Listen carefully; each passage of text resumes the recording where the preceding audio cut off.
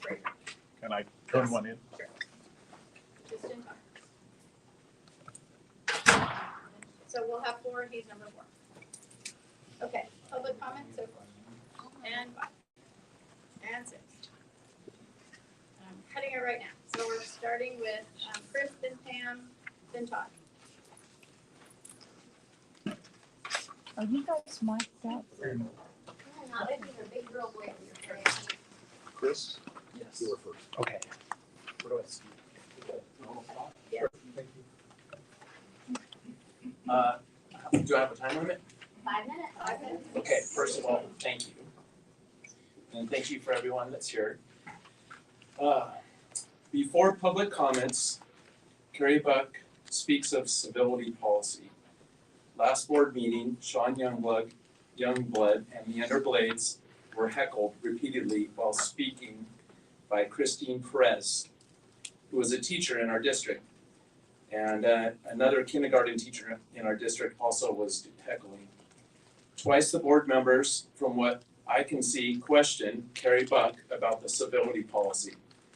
Twice the board members were ignored. It was all brought to light, however, during the break in the meeting when the 2 heckling teachers approached Carrie Buck and stated they had donated to her re-election campaign and were planning to walk for her. So it's very simple. There's only a civility policy if you are conservative or your politics are opposite of Carrie Buck. If you are a leftist, part of the teachers union, and give to Carrie Buck's campaign, then no civility policy applies to you. Heckle away. The behavior is disgusting and needs to be immediately addressed because I will not be giving to your campaign. Also, there were calls for investigation into Carrie Buck using district equipment and students to print thank you cards at El Camino for her personal business. As far as I'm aware, no board member is allowed to use students, district printers, or the print shop at El Camino for personal use. Why is the district providing students, printers, and ink for Carrie Buck and her private business? When is Carrie Buck going to be held accountable for her many bylaw violations? Why is the district not taking action? Okay, next Pam.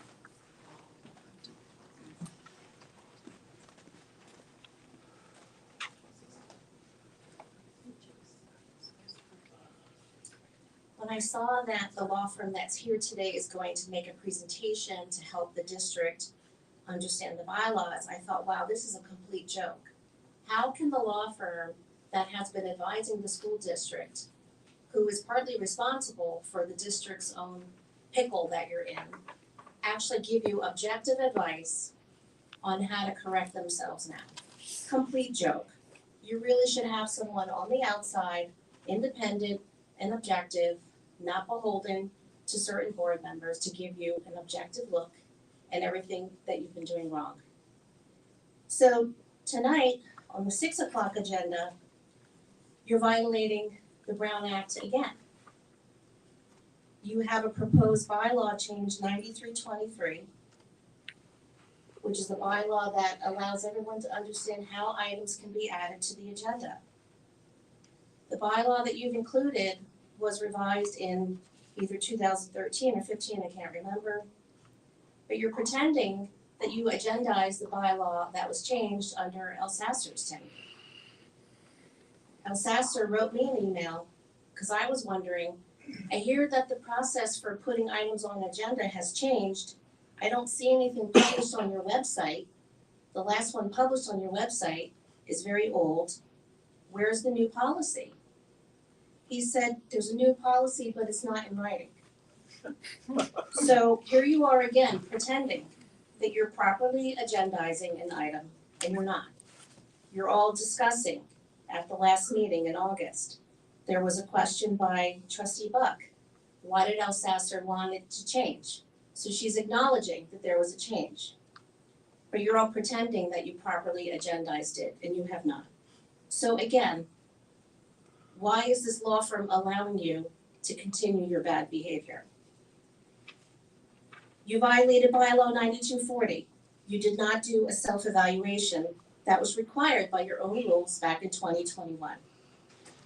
You violated 9251 when you are allowing certain trustees to act unilaterally.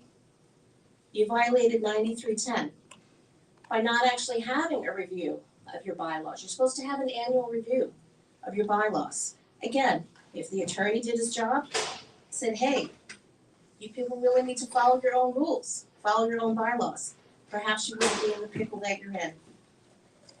Your website also omitted key bylaws until the public noted their absence. You violated 9321, Trustee Freeman, when you ended a meeting for a period of time last fall. All board members were present, a quorum was present. You violated 9322.31. It states the board shall report out actions it took during closed session. Karen Freeman did not report out all the actions that took place during the November 16, 2021 board meeting. You violated 9323. That policy was not visible on your website. I had to provide a screenshot to the superintendent's secretary because we had a ridiculous back and forth where she said, it's on the website. I said, no, it's not. It's on the website. No, it's not. I sent her a screenshot. It went from 9322 to some other number and skipped over 9323. Until I provided that screenshot to her, that item was not included for the public to see, and that is 9323, the one that allows the public to know how to put items on the agenda. You violated Ed Code 51530. There was agenda item 19 on the January 11, 2022 agenda. Marxism is disallowed by California law to be taught in public schools. Violation of 9325. Meetings are not being conducted in accordance with that bylaw. Violation of 9000 and 9021. There was no annual review set for Superintendent Alsasser. I think I've given enough examples. I've got like 3 pages here. I don't know what is going on. I really do not understand why you can't follow your own rules. We're all just sick of it. I'd rather be somewhere else right now. You know, maybe you're all lovely people, but I'd really prefer not to be here. I think you need to have a new attorney, someone outside this organization to give you a fair assessment of what you're all doing wrong. Thank you. After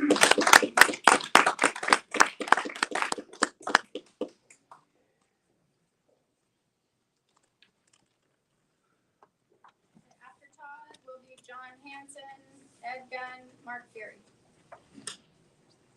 Hello, everybody. I just want to say, after Pam's list of all of the violations that we all have experienced, I think it just needs to be clear that the parents and community members here are extremely disappointed in how things have been handled, especially in relationship to the Brown Act violations that we're talking about here, not the alleged Brown Act violations that are happening tonight, where we experienced possible other Brown Act violations that were just swept under the rug with an explanation that didn't seem to match the definition of the word quorum, among other things, that I think is just very disappointing. And we are missing transparency, we're missing communication, and we're missing consistency in how leadership handles things here at Placentia Yorba Linda Unified School District, and that's something that we want to change.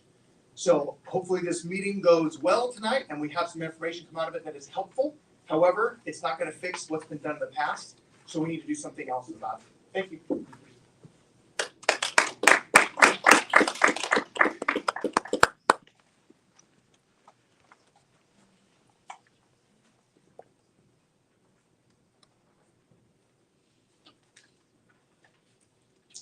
Good afternoon. My name is John Hanson, 48-year resident of Yorba Linda.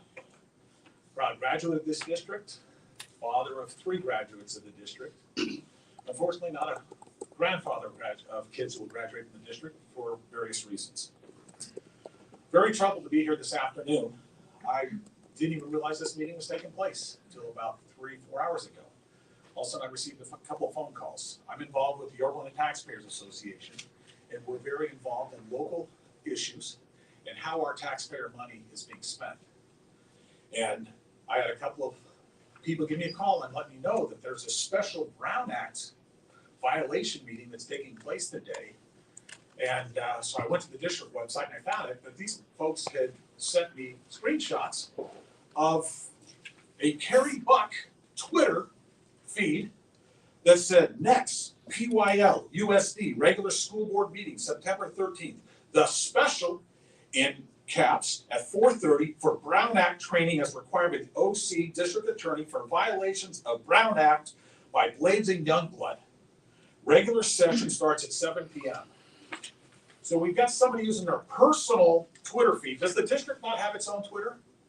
Wouldn't it be better if we had everybody in the district to receive that Twitter, that announcement, instead of a candidate who's up for re-election, sadly?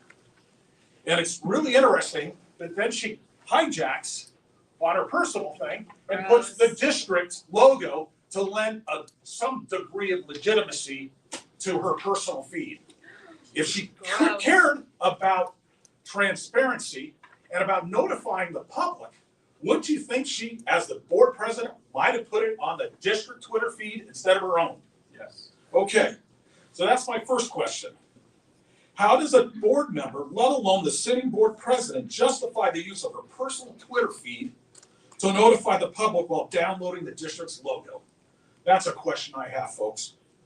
Is this an attempt to lend a degree of legitimacy to a blatant attempt to smear your fellow board members? It's a question I have, young lady. You state that Blades and Youngblood committed Brown Act violations. Can you please provide the public with definitive confirmation from the Orange County District Attorney that Brown Act violations occurred as you're alleging? And if they were official Brown Act violations, why are they not in your agenda? Saying why we're here today and why we're wasting Yorba Linda taxpayer money for a special session. Again, I represent the Yorba Linda taxpayers. I'd love to see the confirmation, official confirmation. Now, are we here for a situation where we might have the pot calling the kettle black? My understanding is President Buck issued a directive district-wide that banned certain face masks. This was a major policy change that did not enjoy the benefit of a board true discussion and a vote. Is that not a Brown Act violation? Folks, I have to ask that question. Further, President Buck summarily in the past year has shut down board meetings without obtaining a second or sustaining vote. Again, she acted unilaterally without seeking the support or the concurrence of her fellow board members. Do we have a school board president or do we have a school board dictator? Thank you.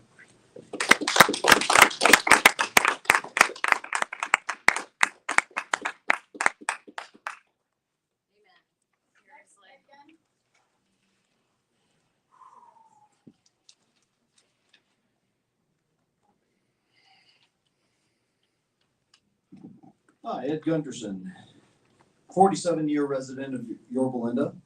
Went through Mabel Payne, Yorba Linda Middle School when it was still Yorba Linda Junior High School, and then, of course, bus to Fullerton back in the day to attend Troy High School. Well, I just wanted to come up and say, teachers good, union bad. Now, I want to give everybody a little glimpse into why I say teachers good, union bad. And I want to give people an opportunity to change their reality. And that is, it is now legal to leave the union. You are no longer held hostage. According to the Supreme Court ruling on Janus versus AFSCME, optouttoday.com is where you can go and find out more information. And those for you out there, optouttoday.com. Teachers, it takes 5 minutes and a trip to the post office to leave the teachers' union. No change in your salary or benefits. No more giving your hard-earned money to an organization that calls itself friend of the family. Right. These people call parents domestic terrorists. and they actively work to harm your children. Through sexualization, racism, socialism, alternatives, with transgenderism, they pollute our children. And they are responsible for locking down our schools during the entire COVID process, the COVID scam. The American Association of Educators would cost you $16.50 a month. How's that in regards to your union dues? $2 million of liability insurance, legal protection, and an attorney who responds to your emails within 1 day. Supplementary insurance is also available. Christian Educators Association, $239 a year, basically $20 a month. You can get rid of the teachers' union. That includes liability insurance, comprehensive legal consultation on personal and educational and religious issues. Several health-related insurances are also available through that, including your pets. Stop giving thousands of dollars to the power-hungry beast that is destroying our country from within. Today is the day. Opt out. Instantly join either alternative organization online and become someone who stands up to the cultural Marxism that is happening today. You can find these organizations at christianeducators.org, that is christianeducators.org, or the American Association of Educators, which you can find at aaeteachers.org, and that is aaeteachers.org. Ladies and gentlemen, union bad. Now, who does the union want in office? That is Karen Freeman and Carrie Buck. That's who the union wants in office. That's who they want to negotiate with. We need to get rid of them. Rich Engel, Todd Frazier, that's who we need to replace them. Thank you very much. Yes.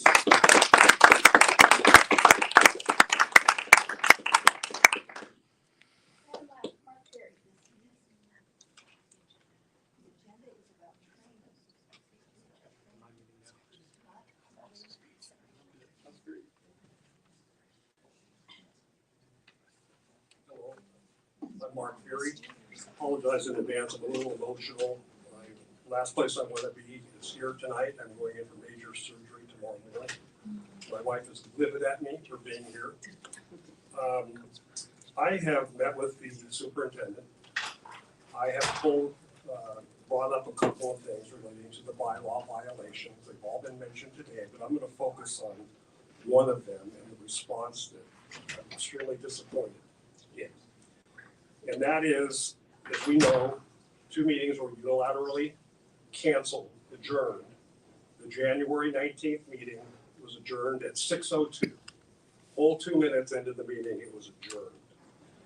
And my response that I got back was, in the bylaws that allows for less than a quorum to adjourn a meeting. That is not how the bylaws work. It's not a pick and choose. There's a hierarchy. If there's a quorum, which there were 5 members of the board up there on January 19th, I've sent the video of that meeting. Clearly, you're all there. That is a quorum. You can't go to point number 2 and say less than a quorum gives the president a right to cancel a meeting. You can't. It's clearly in the bylaws. The third thing can happen is the secretary can adjourn the meeting if there are no other board members present. So when you're talking about less than a quorum, that means just 1 of you are here or 2 of you are here. If 5 of you are here, that is not an option to adjourn a meeting. I've also sent evidence of the January 19th meeting that not only were you all here, but if you look at the audience, you will know there's a lot of people missing. And why are they missing at 6:02? The staff wasn't present. The union rep wasn't there. Wow. They had prior knowledge with the prior superintendent that that meeting was predetermined to be canceled. Yep. And you did not respond to that in my message to you. That is a clear violation of the bylaws. Predetermine, premeditate the canceling of a meeting. And not only was it canceled at 6 o'clock, the vast majority of the public comes here at 7 p.m. They were coming in here, you know, getting babysitters for their kids, missing doing homework with their kids, and find out that the meeting was canceled and everybody's left. And so quite honestly, I am upset. And I've been talking about bylaw for going on a year. My first memo to all of you was, you need to review your bylaws. They haven't been looked at in 10, 15 years. And it's ridiculous that you can't look at them. I'm also disappointed that Kerry Buck got a clean bill of health at the last meeting by specifically asking the attorney, did I violate the Brown Act? He said, no. Well, good, you didn't violate the Brown Act, you violated the bylaws. And I asked the attorney out in the hall, did you look at the bylaws? And he brushed me off. So it was clear that he only focused on working with the district attorney's office for Brown Act violations and not the bylaws. And I agree with previous speakers. You need a new attorney, a third party that knows something about bylaws, can look at it. And I'm going to point out that I have in the past, your bylaws don't even allow, you don't even know who your parliamentarian is. Okay? Most organizations, the president. It's not in the president's current job description that she's the parliamentarian. It's still not clear in your bylaws who is responsible for investigating bylaw violations. It's not you, the superintendent. You can't unilaterally say she's got a clean bill of health. Okay? It needs to be reviewed, and you need a new attorney. You need somebody who specializes. If you want him to represent the district or other things, but you need an expert, third party, and you need to get off your duff and look at these bylaws. And there's an election coming up, and I don't want anybody to get a false, clean bill of health when they don't deserve it.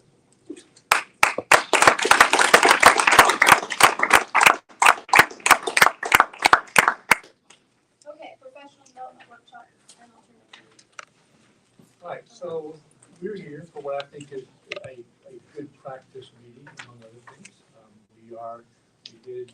We were directed by the OC's letter, the Orange County letter to hold a training about the Brown Act. But, this is what districts should do. The Brown Act is not, it's something that can be altered over the years through court cases or anything else, so I'm glad we're all here. I also like to say that I've worked with the firm of Atkinson, Hanson, for many years. They are regarded as one of the experts in education law and certainly one of the experts in the Brown Act. I've referred with and counseled with many of the attorneys from the firm over the years, as well as other firms. And I'll hold their firm up in very high esteem. I've appreciated working with Mr. Robbins along the way, and if I thought the advice that we were being given was contrary to what I know the Brown Act to be, we would have that discussion. But I'm very pleased with your service and representation. I'm glad you're here to help us out, and I look forward to your presentation tonight. And I hope the board does this at least on, if not on an annual basis, on an every other year basis. I think it's good practice. So, Mr. Robbins, thank you for being here, and let's begin the training. Thank you. Yeah, it is good practice, and it is pretty typical for boards to get a refresher either through their own counsel at a meeting like this, or out where I live, the San Bernardino Riverside County offices join together and provide that on an annual basis. So you may want to reach out to the Orange County Department of Ed to see if they provide that service as well. So why are we here tonight? While it is a good practice to do regular Brown Act updates, we're here tonight because we were asked to be here tonight by the Orange County District Attorney's Office in their June 27th letter. So what they require us to do is provide board members with additional resources or training with respect to subject matter and notice restrictions associated with special and emergency meetings under the Brown Act. The primary thrust of this presentation is going to be on those issues. It's not going to be a comprehensive Brown Act training. Typically, I ask for 3 hours when we do a comprehensive Brown Act training because there's so much in the Brown Act. But we don't have that kind of time tonight. All right, just a little bit of background with respect to the whole district attorney's investigation. Just so it's clear on the record, in case any other information maybe going around. I didn't answer any questions to the district attorney's office on behalf of Dr. El Sasser, on behalf of President Buck. I acted as a conduit for information, so I would get information from the superintendent secretary, and the specific information that I was given was when were agendas posted. This is the limit, the extent of what I was asked to give. When were the agendas posted and where were they posted? So we provided photographs of postings around the district. We provided website information from Alyssa that showed when the agendas went active on to the district's website. But beyond that, the investigator didn't ask me any specific questions. I wasn't a witness in the investigation.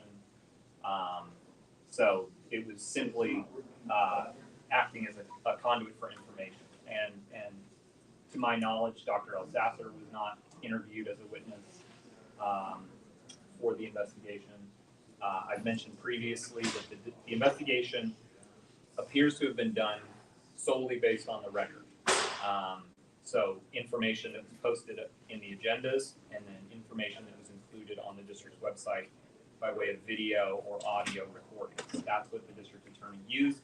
And as we'll get to it later on, but in my opinion, I think that information is sufficient, and I'll explain why when we get to the emergency meeting discussion. So I just wanted to put that out there in case there's any other information going around. I wasn't answering questions on behalf of anybody on this board, and I wouldn't do so without consulting.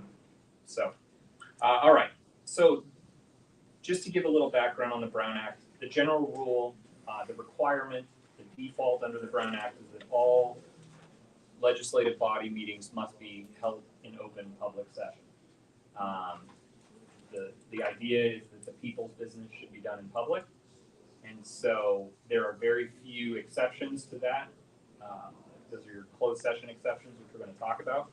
But the general requirement is that all business be done in open public session, which we are living that today. We are doing this presentation in open public session, and this is always an open public session topic. This is, unless there's litigation threat, and the Brown Act should not be a closed session topic.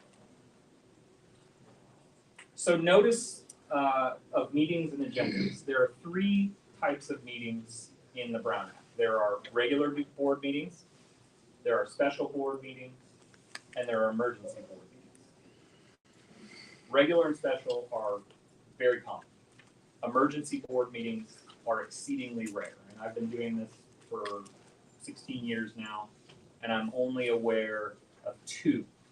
One was after the significant earthquake on Easter Sunday in El Centro, and the other was in San Bernardino City Unified School District after an individual came onto school property, shot and killed his ex-wife or his wife, and shot and killed a student. Those are the two times that I'm aware of emergency meetings happening, and our firm represents a lot of schools up and down, school districts up and down the state, and so emergency meetings are exceedingly rare, and we'll see why that is. With respect to regular board meetings are kind of the default under the Brown Act. These are the meetings that require the agenda to be posted 72 hours in advance of the meeting. These are the meetings that are required to be set and scheduled at your organizational meeting every year, or whenever it is that you ultimately set your board calendar.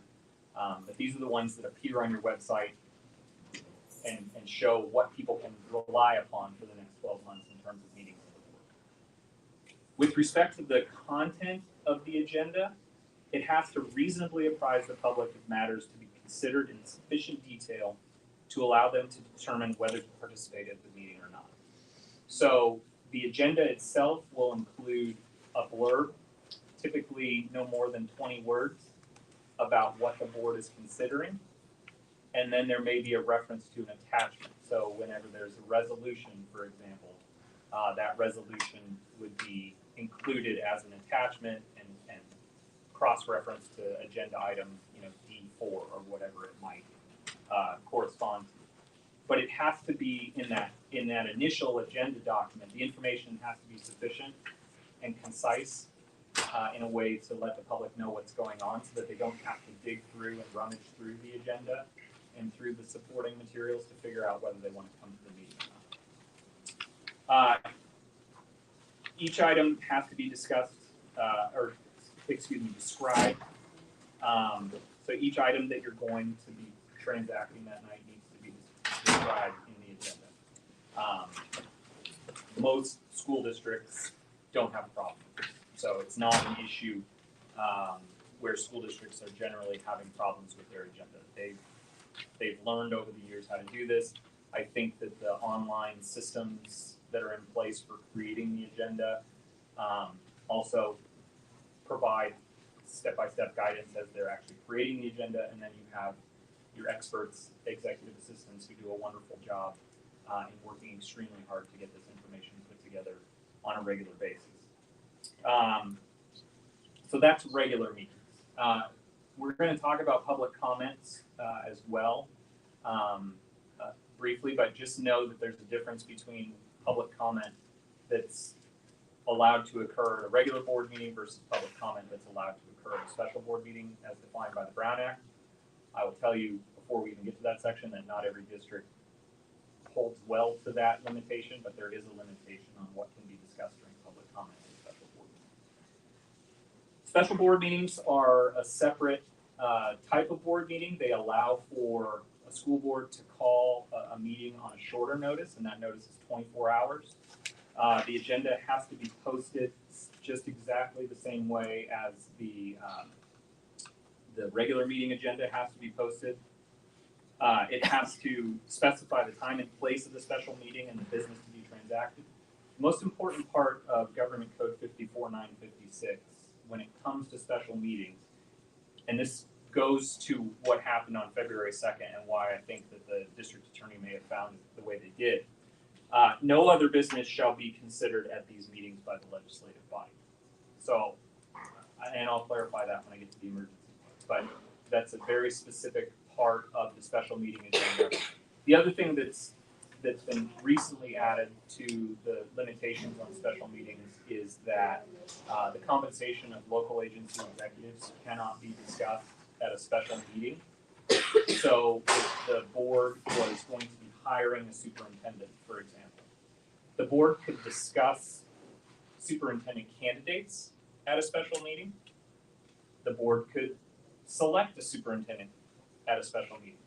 The board could not, either in open or closed session, have any discussion about what they're going to pay the superintendent at a special meeting. That's a limitation that was added to the Brown Act several years ago, primarily in response to the City of Bell scandal, where a lot of executive salary decisions were made in meetings that happened late at night that may have been noticed but were given very short notice so people couldn't attend. So it's one of those things where we actually get calls on this question quite a bit because, superintendents move around, school districts, superintendents retire, and it oftentimes happens in a situation where we need to appoint an interim, for example, and we have a very short amount of time to do that. Can we do this? We can appoint, but you can't discuss how much you're going to pay that interim superintendent until you have a regular board meeting. And so that is an important limitation to keep in mind for special board meetings. All right, so emergency board meetings. This is kind of one of the topics that we're supposed to talk about. Emergency board meetings are covered in Government Code section 54-956.5. And I'll just read to you kind of a pertinent section. In the case of an emergency involving matters upon which prompt action is necessary due to the disruption or threatened disruption of public facilities, a legislative body may hold an emergency meeting without complying with either the 24-hour notice requirement or the 24-hour posting requirement of section 54-956, or both of the notice and posting requirements. So an emergency meeting can happen, and, well, you know what, I'm going to amend my statement about rare emergency meetings. right before the school closures, we were having emergency meetings like crazy. And in fact, you probably had one, if my memory serves me correctly. And this was, for the first time in my career, a situation besides an earthquake or besides a school shooting situation where you look at that section, you kind of dust it off and go, all right, well, this seems to fit the reason to have an emergency board meeting. And so school districts across the state were holding emergency board meetings on that, what is it, March 10th, I believe, the Friday, or maybe March 13th. March 13th, yeah, that's right. And then on Saturday, in some cases, they were holding emergency board meetings. And it was very clear that it met that requirement. Now, there's a second part of this in terms of what the school board is supposed to do in these cases. They're supposed to submit the information to each local newspaper of general circulation, which, because newspapers are kind of going away, that becomes a challenge. And also radio and television stations, and so that's also, radio stations are a dying industry as well. They're all centralized, but you're supposed to send the information there, and that was the recommendation, obviously, during the pandemic, to get this out as widely distributed as you can. And so there are some different notice requirements that are included with emergency meetings. So what's an emergency situation? That language is specifically included in the reason for calling an emergency meeting. And that's defined in the same section, 54.956.5. An emergency situation means both of these things, not just one or the other, but both. An emergency, which shall be defined as a work stoppage, crippling activity, or other activity that severely impairs public health, safety, or both, as determined by a majority of the members of the legislative body.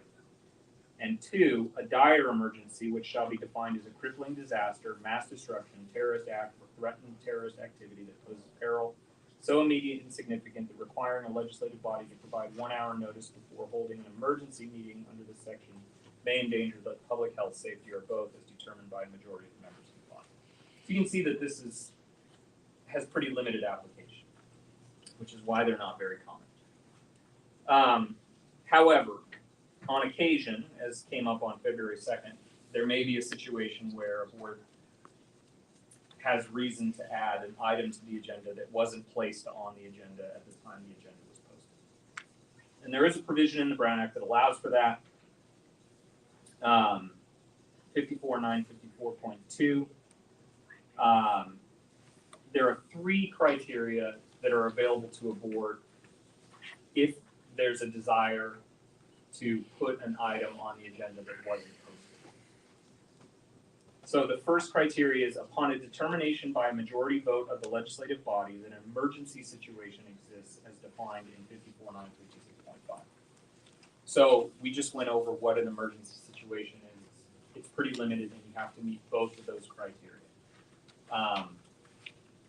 So that's typically not, when clients call us and say, we've got an emergency, can we add this to the agenda? They're not typically calling about that type of an emergency. I'll tell you which one they're usually calling about.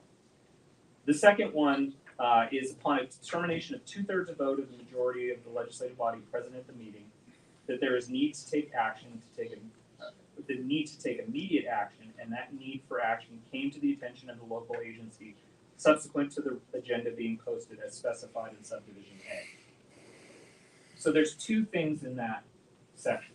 It had to come to the attention of the legislative body or the local agency after the agenda was posted. So when we're looking at this section, you have to think, did we have any reason to think that this condition existed when the agenda was posted, and should we have put it on the agenda? If the answer to that question is yes, you probably shouldn't be using this section.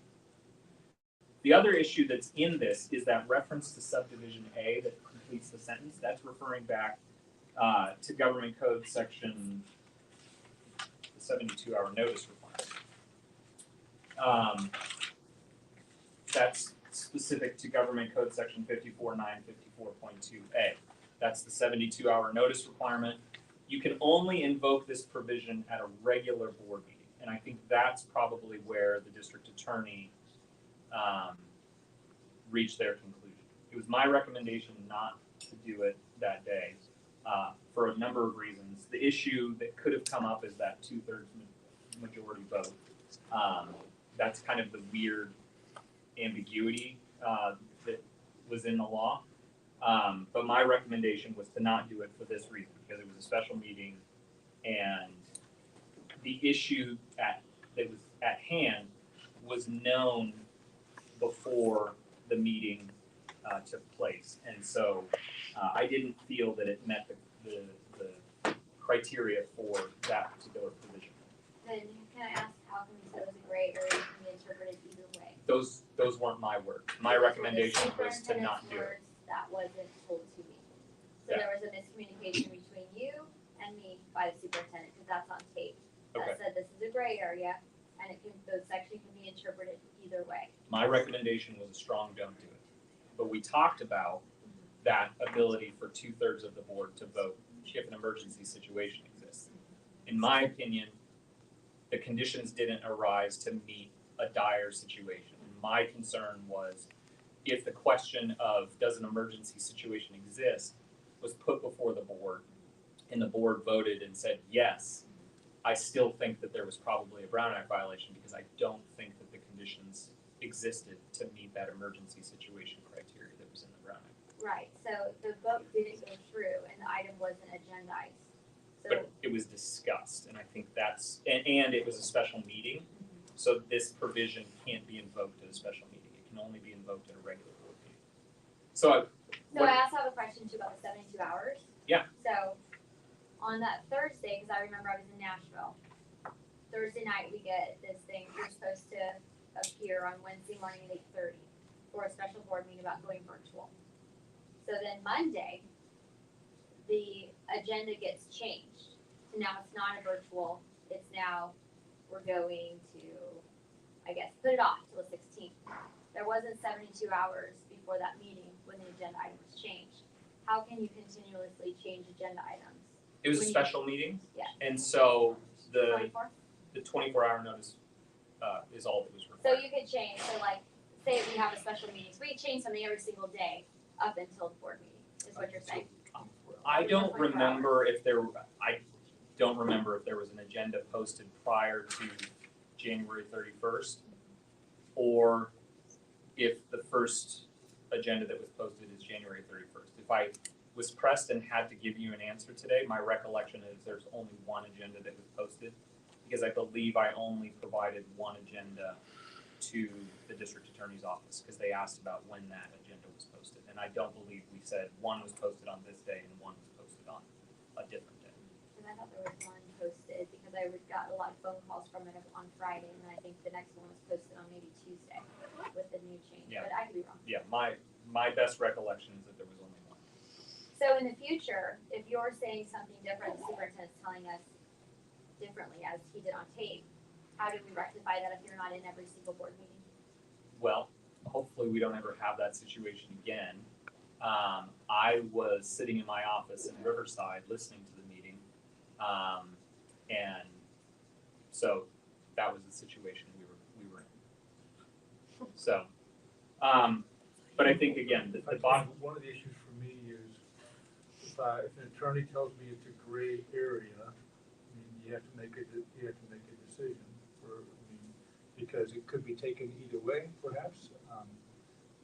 And so just know that you're taking risks, but if it's worth it to you to take those risks, that may be something you want to do. that's right. But I've had many attorneys tell me you should have asked me beforehand or something like that. Better to ask for permission than ask for forgiveness. Right, and it's just something that I try to avoid gray areas for Brown Act and a lot of things that we're working on. Yeah. But I think that's.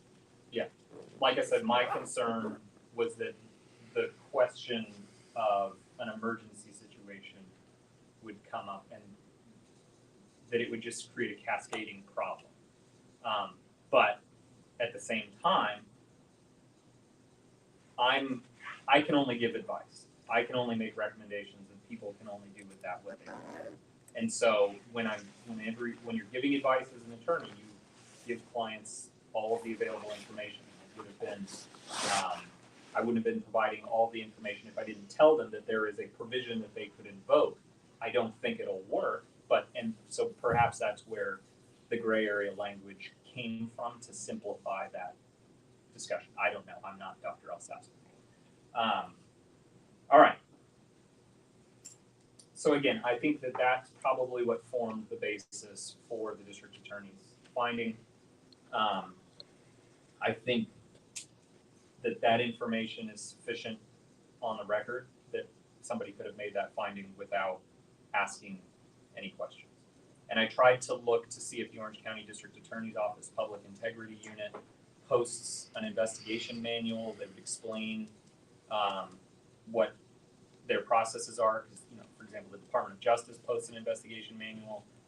The Office for Civil Rights posts an investigation manual, so you can see what their procedures are. But the Orange County District Attorney's Office did not have one online, so I wasn't able to see what their practices are. So another question, so this is a special board meeting, and we've had 2 board meetings in January that have been basically stopped after 4 minutes and 2 minutes. So nobody's had a chance to do any basis or nothing. So under no circumstances in the future, if this ever happened again, where these board meetings are just adjourned, and we have no way of speaking, no, nothing, we're just at a standstill. So you can't bring forward that emergency agenda item that I brought forward, because other people have told me, other attorneys, that I could do that. So that's my question is, are we in an emergency situation because we have not been able to put anything on an agenda, we've not been able to discuss anything. So for an entire month, there's been silence, and we get a special meeting about going possibly virtual. And so that emergency agenda item for the government code can never be used because it's only a special board meeting? No, there's a remedy. Okay. If you believe a dire situation exists, you call an emergency meeting. So we had a special meeting, so what you should have done is adjourned that special meeting, and then I should have called for an emergency meeting. Yes, but again, calling for an emergency meeting requires a vote of the Right, so I board, guess let's have a 2/3, try to call for emergency meeting, and then we could have met the next day? Would that how that would Again, work, or could we have in, met right away? in my opinion, I don't think the conditions existed to I'm saying, justify I'm an not emergency saying meeting. what were the conditions, I'm saying in the future. Only if the conditions exist. Okay, so But we would that's the end, remedy at a special board. so we would well, end the let me- special board meeting, let me and back then up. call for an emergency? Let me back up. The remedy, I think, is to, and I'm not sure whether this is possible or not, but to communicate a desire to have an item on the agenda for a special board. That could have happened. But it couldn't happen if it's just called and it's agendized. I don't remember all of the facts. I don't remember how much time was between when the notice of the special meeting was given to board members or not. But it is possible to petition the superintendent and say, can we put this on? Not with the procedure we were using, where you needed to have 3 Which board was members which was agreed upon by the board, is my understanding. in So a workshop like yeah. this, right? Yeah. Mhm. yeah, it was an interesting situation. I don't think the appropriate remedy would be to adjourn the special meeting and call a special board meeting or an emergency board meeting. If the situation was dire and you believe that the conditions warranted having an emergency board meeting, I suppose you could do that. But I don't think that, like I said, emergency board meetings are invoked extremely rarely, and I don't think that putting that in our back pocket as a potential tool is an effective and appropriate use of that provision of ground. So hundreds of kids not being at school is not an emergency? For a mass It's mass not an policy? emergency as defined by the Brown Act. All right, and then the third one. This is I like to call this third criteria for getting items on the agenda at the last minute. The oops, we screwed up provision. This is the item was posted pursuant to subdivision. I'm sorry, that's not. The second one is also the oops, we screwed up provision. This is the one I get called about the most for clients to say, hey, we forgot to put approval of hiring a new director of IT onto the agenda. Can we do that? It doesn't meet this criteria under section 2. So that would be at a regular board meeting. So that's the one that's usually the one where a client will call me and say they forgot to add something. Can we add it? And the answer is 99.9%. No, it doesn't meet the criteria because they knew that they needed to hire this guy when they posted the agenda. So that pretty much cuts them off from being able to As I mentioned, items can only be added to an agenda under the oops, we messed up, or it was on a prior agenda and we're adding it to this one too, at a regular board meeting. You can only do that at a regular board meeting that's agendized with 72 hours notice. Like I said, adding the items to a special board meeting on an emergency basis is not an available option. But if an emergency arises, like a legitimate emergency is recognized by the statute, when there's a special meeting, like I said, the remedy would be to call an emergency meeting to deal with that emergency. So if somebody had, by coincidence, had a special board meeting scheduled for March 13th to talk about something completely unrelated to COVID, and then all of a sudden we get word that schools are shutting down the following week, the appropriate order of actions would be to hold the special meeting as agendized or cancel it because of concern about public safety, and then call a separate special board meeting or emergency board meeting to deal with the impending emergency. That would have been the proper order of operations in that case.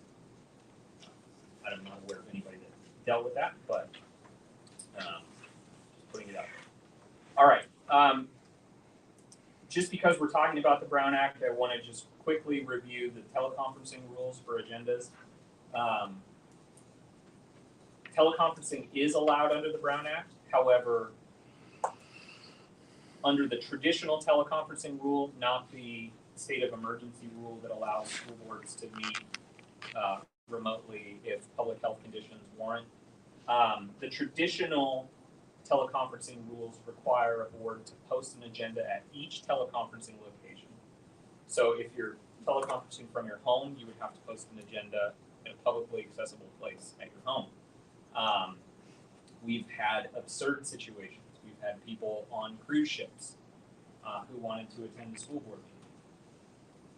They were going to be in port at the time the school board meeting was going to take place. So they had a predictable location, and so we sent them an agenda. They got the ship